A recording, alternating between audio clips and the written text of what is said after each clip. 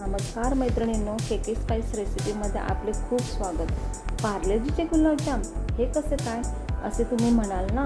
ना मावा न खवा न रवा, फक्त 10 रुपयाचे पार्ले बिस्किट वापरून आणि खूप कमी साहित्यामध्ये हे स्वस्तातील मस्त असे गुलाबजाम आज तुम्हाला मी दाखवते.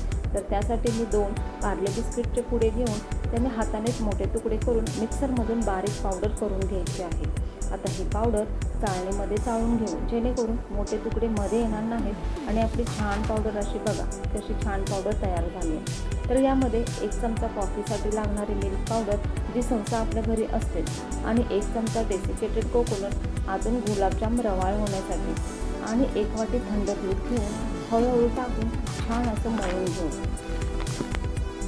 हे बघा हलक्याच हाताने हे छान असं मळून घ्यायचं आहे. मळून झाल्यानंतर याची एक छान मोठी लोंबी करून सुरीच्या साहाय्याने एकसारखे त्याचे गोळे कट करून, जेणेकरून आपले सगळेच गुलाबजाम एकाच आकाराचे आणि एकसारखेच दिसतील. इकडे मी तेल गरम करायला ठेवून हे गुलाबजाम मंद आचेवर सगळ्या बाजूने सारखेच असे खरपूस भाजले जातील असे गुलाबजाम मी तळून घेते.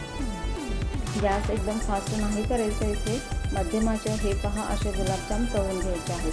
हे सर्व गुलाबजाम मी तळून घेते. इकडे पाकासाठी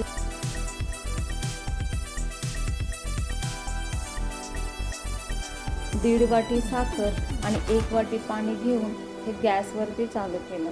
आता ह्याच्यामध्ये फ्लेवर येण्यासाठी मी 2 वेलच्या तोडून टाकल्या आणि हा पहा पाक आपल्याला फार चिकट करायचा नाही आहे, अगदीच एकच तार येऊपर्यंत पाक शिजवायचा आहे. आता तयार गुलाबजाम ह्यामध्ये टाकून हे 10 मिनटासाठी झाकून ठेवले.